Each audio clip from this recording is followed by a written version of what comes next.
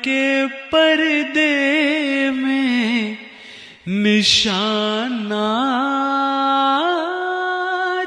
کا مخزن، قرآن کا ہر حرف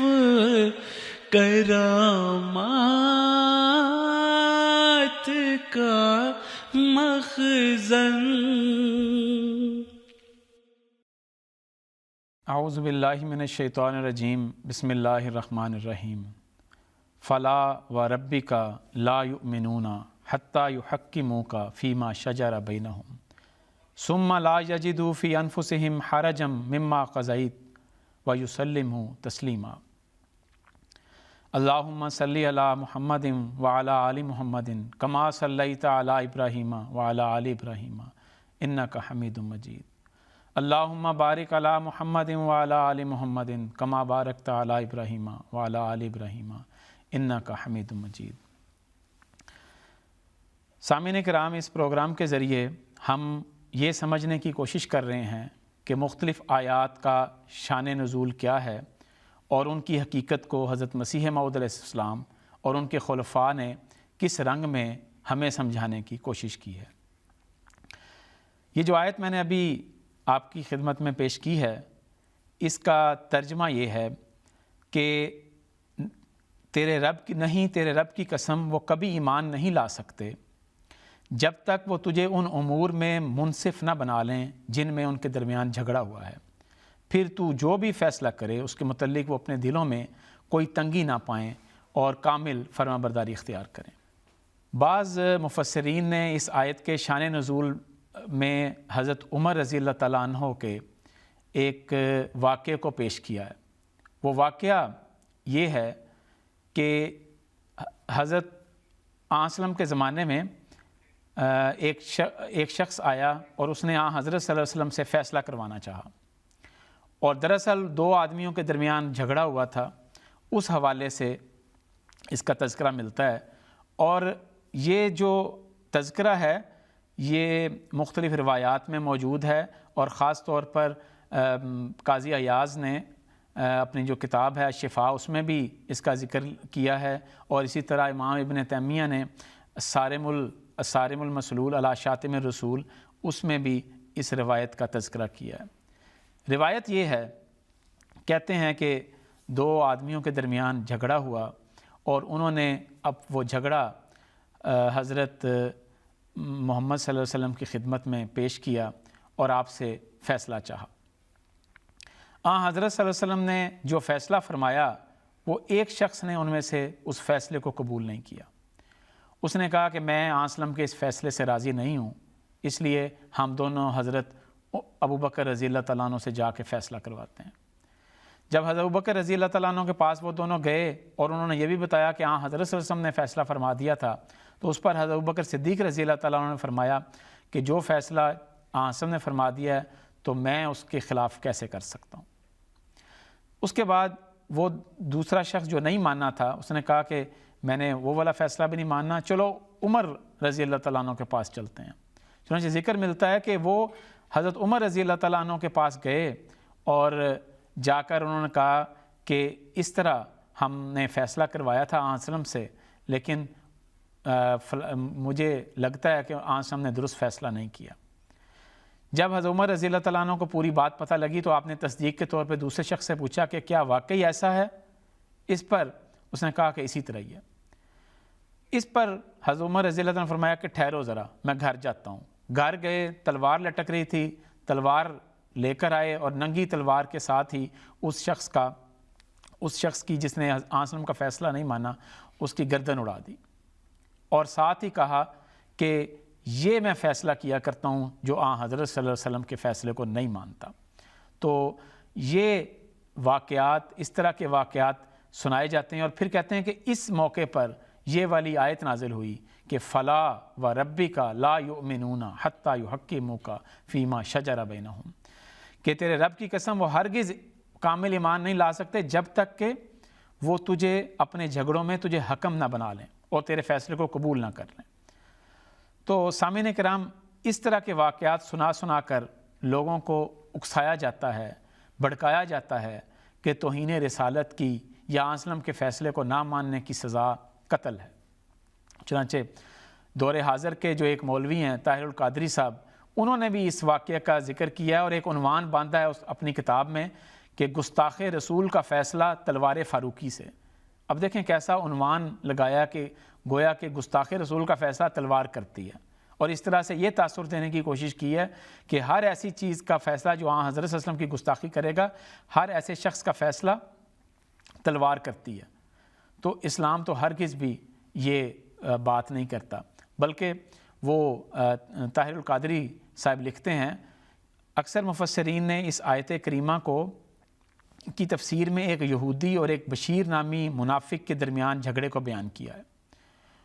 اور لکھتے ہیں کہ گویا کہ جو شخص حضرت صلی اللہ علیہ وسلم کا حکم نہ مانے تو ایسی صورت میں قتل کرنا، اگر قتل کیا جائے گا تو ایک مومن کو قتل نہیں کیا جائے گا بلکہ گستاخ رسول اور مرتد کو قتل کیا جائے گا۔ اور اسی واقعے پر وہ لکھتے ہیں کہ اسی واقعے پر خوشی اور مسرت کا اظہار کرتے ہوئے حضرت صلی اللہ علیہ وسلم نے حضرت عمر فاروق رضی اللہ تعالیٰ عنہ کو تاریخی اور بے مثال لقب عطا کیا جو آپ کی وجہ پہچان بن گیا۔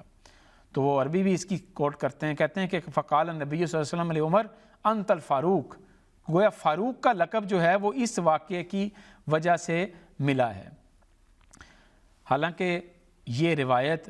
نہ صرف ضعیف بلکہ من گھڑت ہے، تو اس حوالے سے اب ہم یہ دیکھیں گے کہ کیا واقعی اس آیت کا شان نزول یہی تھا، یہی واقعہ تھا، یا کوئی اور تھی، یا کوئی اور واقعہ تھا۔ اب جب اس حوالے سے ہم اصح الکتب بعد کتاب اللہ، یعنی کہ کتاب اللہ کے بعد، قرآن کریم کے بعد جو سب سے صحیح ترین کتاب ہے بخاری، جب ہم اس کا مطالعہ کرتے ہیں تو ہمیں یہ پتہ لگتا ہے کہ اس کا جو شان نزول ہے وہ ایک مختلف واقعہ ہے، اور یہ مضبوط روایات سے ثابت ہوتا ہے۔ چنانچہ کہتے ہیں کہ ایک صحابی حضرت زبیر بن العوام رضی اللہ تعالیٰ عنہ کا ایک دوسرے صحابی انصاری شخص سے ایک پانی کی گزرگاہ کے متعلق جھگڑا ہو گیا۔ وہ جھگڑا یہ تھا کہ جب جھگڑا ہوا تو آنسم نے اس کے بارے میں ایک فیصلہ کیا۔ ہوا یہ تھا کہ حضرت زبیر کے جو کھیت تھا، جو یہ زمین تھی، وہاں سے پانی گزر کے تو وہ دوسرے انصاری شخص کے کھیت میں آتا تھا، اس کی زمین میں آتا تھا۔ تو انہوں نے کہا، جھگڑا کیا، تو آنسم نے فرمایا حضرت زبیر کو کہ زبیر، چونکہ تمہارے کھیت سے پانی گزر کے آ رہا ہے تو پہلے تم خود پانی لگاؤ اور اس کے بعد پھر ہمسائے کے لیے پانی جانے دو۔ تو اس پر اس انصاری نے کہا، اور بڑے ایسے الفاظ استعمال کیے کہ گویا آنسم نے انصاف نہیں کیا۔ اس نے کہا کہ یا رسول اللہ، یہ فیصلہ آپ نے اس لیے کیا ہے کہ زبیر آپ کی پھپھی کا بیٹا ہے۔ حضرت زبیر رضی اللہ تعالیٰ عنہ آنسلم کی جو پھپھو تھیں حضرت صفیہ بن عبد المطلب، ان کے بیٹے تھے۔ تو جب یہ بات آنسم نے سنی تو آپ کا چہرہ متغیر ہو گیا، غصے سے آپ کا چہرہ سرخ ہو گیا۔ آپ نے فرمایا اب میں صحیح جو اصل فیصلہ بنتا ہے وہ کروں گا۔ آپ نے فرمایا کہ زبیر، پانی لگاؤ اپنے کھیت کو، اور پھر پانی کو روک کے رکھو، اتنا روکو کہ وہ اس منڈیروں تک پہنچ جائے۔ جب منڈیروں تک پہنچ جائے پھر اس کے بعد جو پانی بچ جائے وہ اپنے پڑوسی کے لیے جانے دو۔ تو جب اس انصاری نے جب حضرت صلی اللہ علیہ وسلم کو ایک گویا کہ تانا دیا کہ آپ نے انصاف نہیں کیا، تو آنسم نے فرمایا پہلے تو میں تمہارے حق میں زیادہ فیصلہ کر رہا تھا اور تمہیں زیادہ فائدہ پہنچانے کے لیے کی کوشش کر رہا تھا، لیکن اب تم نے کہا ہے کہ انصاف کرنا ہے تو پھر میں اب انصاف کروں گا، اور انصاف یہی ہے کہ حضرت زبیر اچھی طرح سے اس پانی کو روک لیں اور اس کے بعد پھر اس کو جانے دیں۔ تو حضرت زبیر رضی اللہ تعالیٰ عنہ کہتے ہیں کہ یہ جو آیات ہیں جس کے بارے میں ابھی ذکر کیا، کہتے ہیں کہ یہ جو آیت ہیں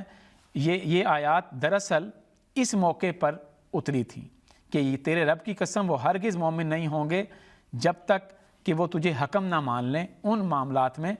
جن کے درمیان وہ آپس میں اختلاف کرتے ہیں۔ اب دیکھیں، اصل بات کچھ اور تھی، بخاری نے اس حقیقت کو کھول دیا۔ اصل بات کچھ اور تھی، اور آنسلم سے اختلاف اس موقع پہ دیکھیں آسلم سے اختلاف بھی رکھا جا رہا ہے اور حضرت صلی اللہ علیہ وسلم کسی قسم کی اس شخص کو کوئی سزا نہیں دے رہے. عجیب بات ہے. لیکن اگر ہم اسی کو دیکھیں اس حساب سے کہ جو روایت امام ابن تیمیہ نے اپنی کتاب صارم المسلول میں لکھی ہے وہ تو بالکل بے بنیاد روایت ہے, اور اس میں لکھا ہے کہ حضرت عمر نے گویا کہ سزا دی ہے, اور حضرت صلی اللہ علیہ وسلم کے سامنے ذکر کیا اور حضرت نے ان کا لقب فاروق رکھ دیا. یہ بڑی عجیب بات ہے. وسلم کے بارے میں جن کے بارے میں یہ آتا ہے کہ حضرت صلی اللہ علیہ وسلم وہ ہستی ہیں کہ جو انصاف کرتے تھے, اور وہ شخص وسلم سے انصاف چاہنے کے باوجود آپ کو تانا دے رہا کہ آپ نے انصاف نہیں کیا, تو اس پر بھی حضرت صلی اللہ علیہ وسلم کسی قسم کا کوئی اس کو سزا نہیں دے رہے. اور وہ شخص جانتا تھا کہ حضرت صلی اللہ علیہ وسلم وہ ہستی ہیں کہ جنہوں نے یہ فرمایا ہوا کہ اگر میری بیٹی فاطمہ بھی چوری کرتی تو میں اس کے ہاتھ کاٹ دیتا.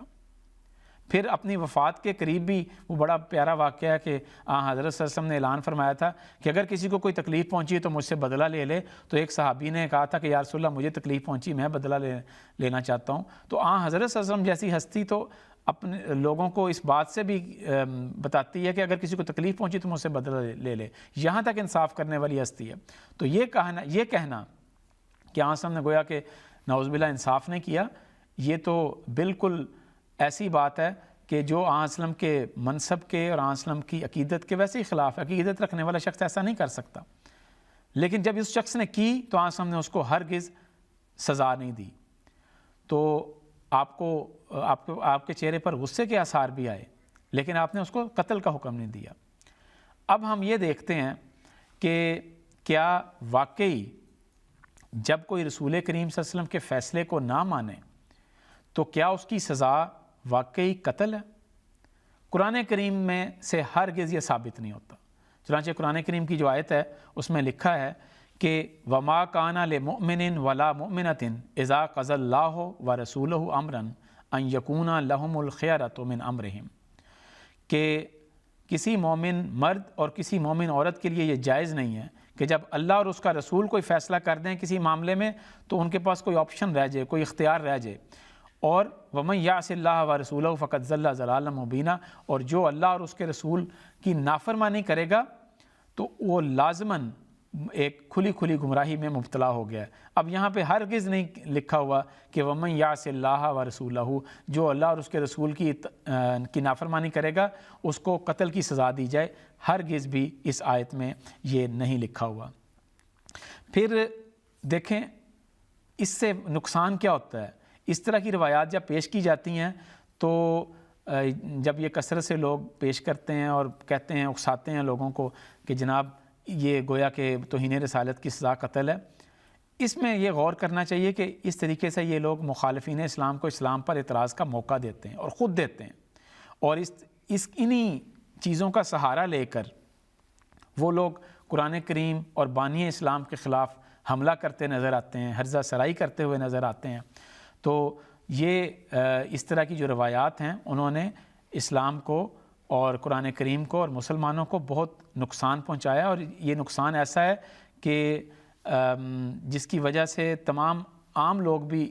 اس کو بھگت رہے ہیں. تو ان روایات کے اوپر ہرگز بھی اعتماد نہیں کرنا چاہیے. ہمیں حضرت مسیح موعود علیہ السلام نے جو نسخہ بتایا, جو طریقہ بتایا کہ وہ روایت جو کہ قرآن کے خلاف ہو ہم اس کو نہیں مانیں گے. تو قرآن ہرگز بھی توہین رسالت کی سزا قتل نہیں قرار دیتا. اب ہم آگے دیکھتے ہیں کہ ایک اور دھوکہ جو انہوں نے دیا مولوی صاحب نے, انہوں نے لکھا کہ حضرت عمر کو فاروق کا لقب اس موقع پر دیا گیا جب انہوں نے گستاخی کی سزا کے طور پر اس شخص کو قتل کر دیا. ہرگز ایسا نہیں ہے, نہایت ہی جھوٹ ہے یہ, کسی قسم کا یہ چیز ثابت ہوتی نہیں ہے. بلکہ وسلم جیسی رحم دل شخصیت جس کے متعلق کہا گیا کہ وہ رحمت للعالمین ہے, حضرت صلی اللہ علیہ وسلم جو اپنے بارے میں کبھی بدلہ ہی نہیں لیتے تھے, تو ان کے اوپر جو ہے نا کیسی الزام تراشیاں ہو رہی ہیں. تو یہ ہے جو اصل توہین ہے کہ وسلم کے اوپر وہ الزام لگا دیا جائے کہ گویا کہ نعوذ باللہ آپ ظالم ہیں. یہ ہے اصل توہین. تو جب ہم اس بات کو دیکھیں کہ حضرت عمر کو فاروق کا لقب کب دیا گیا, تو تاریخ اسلام میں یہ ملتا ہے کہ حضرت عمر رضی اللہ تعالیٰ عنہ کو فاروق کا لقب اس موقع پر دیا گیا کہ جب آپ نے اسلام قبول کیا اور آپ نے یہ فرمایا کہ یا رسول اللہ میں اسلام قبول کرتا ہوں اور اب ہم مسجد حرام میں جا کر نماز پڑھیں گے، چنانچہ حضرت عمر رضی اللہ تعالیٰ عنہ کی اس تجویز پر وہ صحن کعبہ میں گئے اور وہاں جا کے نماز ادا کی۔ تو یہ گویا کہ اس موقع پر آن حضرت صلی اللہ علیہ وسلم نے فرمایا کہ تم فاروق ہو، فاروق کا لقب اس موقع پر دیا گیا۔ اور حضرت خلیفۃ المسیح الخامس رضی اللہ تعالیٰ عزیز نے جہاں پہ حضرت عمر رضی اللہ تعالیٰ عنہ کے بارے میں واقعات کا ذکر کیا ہے بدری صحابہ کا، وہاں پہ اب تو یہ کتاب کمپائل ہو چکی ہے، چھپ چکی ہے، تو سامعین کرام سے میں گزارش کروں گا یہ کتاب ضرور پڑھیں۔ اصحاب بدر جلد نمبر 3 میں حضرت خلیفۃ المسیح الخامس رضی اللہ تعالیٰ عزیز نے اس کا ذکر کیا ہے، اور اس میں آپ نے وہ قول بھی ذکر کیا کہ آپ کو فاروق کا لقب کس موقع پہ دیا گیا۔ اب دیکھیں امام ابن حجر اسقلانی نے اپنی کتاب اصابہ میں یہ لکھا ہے کہ اس موقع پر، یعنی کہ جس موقع پر نماز ہم نے خانہ کعبہ میں جا کے پڑھی ہے، اس موقع پہ لکھا ہے قال فسمانی رسول اللہ صلی اللہ علیہ وسلم یومئذ الفاروق، کہ اس دن مجھے فاروق کا لقب دیا گیا۔ اور اسی طرح اسد الغابہ میں یہ لکھا ہے کہ آن صلی اللہ علیہ وسلم نے اس موقع پہ فرمایا کہ ان اللہ جعل الحق علی لسان عمر، کہ اللہ تعالیٰ نے حق کو حضرت عمر رضی اللہ تعالیٰ عنہ کی زبان پر جاری کر دیا، اور فرمایا اور اس کے دل پر بھی جاری کر دیا وَهُوَ الفاروق فرق اللہ بہ بین الحق والباطل، کہ حضرت عمر فاروق ہیں کیونکہ فاروق کا مطلب ہے کہ اللہ تعالیٰ نے ان کے ذریعے سے حق اور باطل میں فرق کر دیا۔ تو گویا کہ یہ بات بھی ان مولوی صاحب کی غلط نکلی کہ فاروق کا لقب قتل کرنے پر دیا گیا، بالکل من گھڑت اور جعلی قسم کی روایات ہیں۔ جیسا کہ میں نے عرض کیا کہ قرآن کریم سے یہ ہرگز ثابت نہیں ہوتا کہ توہین کرنے والے کی سزا قتل ہے۔ ہم قرآن کریم کی ایک آیت دیکھتے ہیں جس میں یہ لکھا ہے کہ اذا سمعتم آیات اللہ یکفر بہا و یستہزأ بہا فلا تقعدوا معهم حتی یخوضوا فی حدیث غیرہ، کہ دیکھو جب تم سنو کہ اللہ تعالیٰ کی آیات کے ساتھ آیات کا انکار کیا جا رہا ہے اور اس کا استہزاء کیا جا رہا ہے، تمسخر کیا جا رہا ہے، فرمایا ان کے ساتھ نہ بیٹھو یہاں تک کہ وہ کسی اور بات میں مشغول ہو جائیں، کسی اور بات میں مصروف ہو جائیں، کیونکہ اگر تم ان کے ساتھ بیٹھو گے تو پھر اس کا مطلب یہ ہے کہ تم بھی ان کی طرح کے ہو جاؤ گے۔ تو اس آیت میں بڑا واضح لکھا ہے کہ جب کوئی استہزاء کیا جائے تو تم نے ساتھ نہیں بیٹھنا۔ مجھے وہ واقعہ یاد آ رہا ہے کہ حضرت مسیح موعود علیہ السلام کے دور میں ایک دفعہ ایسا ہی ہوا کہ آریوں نے ایک جلسہ کیا، اور آریوں نے یہ کہا کہ حضرت مسیح وسلم کی خدمت میں گزارش کی کہ آپ احمدیوں کو بھیجیں، ہم کسی قسم کی کوئی بد زبانی نہیں کریں گے وسلم کے خلاف۔ انہوں نے یقین دلایا، چنانچہ حضرت مسیح موعود علیہ السلام نے حضرت خلیفہ مسیح اول رضی اللہ تعالیٰ عنہ اور بڑی جلیل قدر صحابہ کو بھیجا اور جا کے کہا کہ آپ وہاں پہ بیٹھ کے جلسہ سنیں۔ جب وہ گئے وہاں پہ تو انہوں نے حضرت صلی اللہ علیہ وسلم کے خلاف حرزہ سرائی کی، وسلم کی توہین کی اور شدید قسم کی بدزبانی کی۔ اس موقع پر وہ وہاں پہ بیٹھے رہے، جب وہ واپس آئے حضرت مسیح وسلم خبر ملی تو حضرت مسیح وسلم نے فرمایا کہ دیکھو جب وہ وسلم کے خلاف اس طرح کی باتیں کر رہے تھے تو تم اٹھ کے کیوں نہیں آ گئے؟ کیا تمہیں یہ آیت یاد نہیں ہے جس آیت میں یہ لکھا ہوا ہے کہ اذا سمعتم بآیات اللہ یکفر بہا و یستہزأ بہا فلا تقعدوا معهم، کہ جب آیات اللہ کا استہزاء کیا جا رہا ہو تو ان کے ساتھ نہ بیٹھو، تو تم لوگوں کو چاہیے تھا وہاں سے اٹھ کے آ جاتے۔ تو اس آیت کی روشنی میں حضرت مسیح موعود نے یہ فیصلہ فرمایا۔ پھر دیکھیں ایک اور آیت میں اللہ تعالیٰ فرماتا ہے وَلَا تَسْمَعُنَّ مِنَ الَّذِينَ أُوتُوا الْكِتَابَ مِنْ قَبْلِكُمْ وَمِنَ الَّذِينَ أَشْرَكُوا أَذًى كَثِيرًا، کہ تم ان لوگوں سے جو اہل کتاب ہیں تم ان سے شدید قسم کی اذیت ناک باتیں سنو گے۔ وَإِن تَصْبِرُوا وَتَتَّقُوا، تم نے کرنا کیا ہے ایسے موقع پر کہ تم نے صبر کرنا ہے اور تقوی اختیار کرنا ہے۔ تو تقوی اختیار کرنے کو اور صبر کرنے کو کا حکم دیا گیا ہے، اور یہی صبر ہے، یہی وہ نمونہ ہے جو ہمیں وسلم کی زندگی میں سے بھی ملتا ہے۔ چنانچہ وسلم کی زندگی میں یہ مثال ملتی ہے کہ عبداللہ بن ابی بن سلول جو رئیس المنافقین تھا، اس نے ایک بڑا گستاخانہ فکرہ بولا، اور وہ گستاخانہ فکرہ قرآن کریم میں اس کو نقل کیا گیا، لکھا ہے کہ یقولون لئن رجعنا الی المدینۃ لیخرجن الاعز منها الاذل، وہ کہتے ہیں، یعنی کہ اس نے یہ کہا کہ اگر ہم مدینہ واپس جائیں گے تو جو عزت والا شخص ہے وہ ذلیل ترین شخص کو مدینہ سے نکال دے گا، اور عزت والے سے مراد اس کی اپنی ذات تھی، اور جو ذلت والا ہے اس سے نعوذ باللہ من ذالک اس کی مراد تھی کہ آن وسلم کو نکال دیا جائے گا۔ اتنا گستاخانہ فکرہ ملتا ہے، لیکن اس سب کے باوجود ذکر ملتا ہے کہ آن حضرت صلی اللہ علیہ وسلم نے ہرگز اس کو کوئی سزا نہیں دی، بلکہ عبداللہ بن ابی بن سلول کا اپنا بیٹا وہ آتا ہے اور آ کے کہتا ہے کہ یا رسول اللہ میرے باپ نے ایسا فکرہ کہا ہے کہ اس کو قتل ہو جانا چاہیے، یا مجھے اجازت دیں کہ میں اس کو اپنے باپ کو قتل کر دوں۔ تو وہ بھی یہ سمجھتے تھے، لیکن آن حضرت صلی اللہ علیہ وسلم نے فرمایا کہ ہرگز اس کی سزا قتل نہیں ہے، بلکہ جب وہ فوت ہوتا ہے تو آن وسلم اس کو اپنی قمیض دیتے ہیں کہ اسی کے اندر اس کو دفنایا جائے، اور اپنا کرتا جو ہے وہ پہناتے ہیں۔ تو اب سوال یہ ہے کہ کیا آن وسلم نے قتل کی سزا دی ایسے شخص کو؟ ہرگز نہیں دی۔ تو یہ ہمیں سمجھنے والی بات ہے کہ توہین رسالت کی سزا ہرگز قتل نہیں ہے۔ تو دیکھیں قرآن کریم نے ہرگز بھی اس کی سزا، توہین رسالت کی سزا قتل نہیں لکھی، بلکہ سورۃ ہجر میں ارشاد فرمایا کہ انا کفیناک المستہزئین، کہ استہزاء کرنے والوں کے مقابلے پر ہم تیرے لیے کافی ہو جائیں گے، گویا کہ اللہ تعالیٰ خود ان کو سزا دے گا۔ تو اس میں کوئی شک نہیں ہے کہ جو سزا ہے وہ خدا کی ذات نے دینی ہے، اور بد زبانی کے جو لوگ بد زبانیاں کرتے ہیں اس سے ہمیں بہت تکلیف ہوتی ہے، اور اتنی تکلیف ہوتی ہے کہ حضرت مسیح موعود علیہ السلام نے اس کا ذکر، اس کا اظہار اپنی کتب میں کیا ہے کہ کتنی تکلیف مجھے اٹھانی پڑتی ہے۔ آپ فرماتے ہیں کہ میرے دل کو کسی چیز نے کبھی اتنا دکھ نہیں پہنچایا جتنا کہ ان لوگوں کے اس ہنسی ٹھٹھے نے پہنچایا ہے جو وہ ہمارے رسول پاک صلی اللہ علیہ وسلم کی شان میں کرتے رہتے ہیں۔ آپ فرماتے ہیں خدا کی قسم اگر میری ساری اولاد اور اولاد کی اولاد اور میرے سارے دوست اور میرے سارے معاون و مددگار میری آنکھوں کے سامنے قتل کر دیے جائیں، اور خود میرے اپنے ہاتھ اور پاؤں کاٹ دیے جائیں، اور میری آنکھ کی پتلی نکال پھینکی جائے، اور میں اپنی تمام مرادوں سے محروم کر دیے جاؤں، اور اپنی تمام خوشیوں اور تمام آسائشوں کو کھو بیٹھوں، تو ان ساری باتوں کے مقابل پر بھی میرے لیے یہ صدمہ زیادہ بھاری ہے کہ رسول اکرم صلی اللہ علیہ وسلم پر ایسے ناپاک حملے کیے جائیں۔ پس اے میرے آسمانی آقا، تو ہم پر اپنی رحمت اور نصرت کی نظر فرما اور ہمیں اس ابتلا سے نجات بخش۔ تو حضرت مسیح وسلم کو کہ وہی جذبات ہیں یہ جو آج ہمارے ہر احمدی کے جذبات ہیں، لیکن ایسے موقع پر ہم نے توڑ پھوڑ نہیں کرنی، ہم نے قتل اور خون ریزی نہیں کرنی، بلکہ حضرت خلیفۃ المسیح الخامس ایّد اللہ تعالیٰ عزیز نے جس طریقے سے ہمیں سمجھایا ہے ہم نے وہی کرنا ہے۔ آپ کیا فرماتے ہیں؟ آپ فرماتے ہیں مسلمان اگر ناموس رسالت کا مظاہرہ کرنا چاہتے ہیں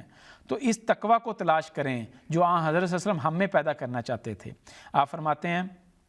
کہ دنیا کے فساد اس وقت ختم ہوں گے جب ہم آن حضرت صلی اللہ علیہ وسلم کی اصل تعلیم کو اپنے اوپر لاگو کریں گے اور دنیا کو آن حضرت صلی اللہ علیہ وسلم کے جھنڈے تلے لائیں گے۔ تو آج جو مولوی حضرات غلط روایات پھیلاتے ہیں اور سادہ لو مسلمانوں کو گمراہ کرتے ہیں، یہ ان کا کہ قتل و غارت کرنا جائز ہے، یہ ہرگز درست نہیں ہے۔ جو روایت شروع میں بیان کی گئی بالکل بے بنیاد ہے، اور آن حضرت صلی اللہ علیہ وسلم ہرگز قتل و غارت گری کے لیے نہیں تشریف لائے تھے۔ ہم حضرت مسلم اور رضی اللہ عنہ الفاظ میں یہ کہتے ہیں کہ میرا آقا لوگوں کو زندگی بخشنے کے لیے آیا تھا، نہ کہ ان کی جان نکالنے کے لیے۔ وہ رحمتیں بانٹنے کے لیے آئے تھے، نہ کہ زحمتیں تقسیم کرنے، نہ تکلیف دینے۔ حضرت خلیفہ مسیح رابع رحمہ اللہ تعالیٰ کیا خوبصورت نقشہ بیان فرماتے ہیں ان کا ذکر کرتے ہوئے کہ انہوں نے مسلمانوں نے کس غلط انداز میں آن وسلم کو پیش کیا۔ آپ فرماتے ہیں اس رحمت عالم ابر کرم کے یہ کیسے متوالے ہیں، وہ آگ بجھانے آیا تھا یہ آگ لگانے والے ہیں، وہ والی تھا مسکینوں کا بیواؤں اور یتیموں کا، یہ ماؤں بہنوں کے سر کی چادر کو جلانے والے ہیں، وہ جود و سخا کا شہزادہ تھا بھوک مٹانے آیا تھا، یہ بھوکوں کے ہاتھوں کی روٹی چھین کے کھانے والے ہیں، یہ زر کے پجاری بیچنے والے ہیں، دین و ایمان وطن اے دیس سے آنے والے بتا کس حال میں ہیں یاران وطن۔ اللہ تعالی ہمیں رسول کریم صلی اللہ علیہ وسلم کے حقیقی اسوے پر عمل کرنے کی توفیق دے،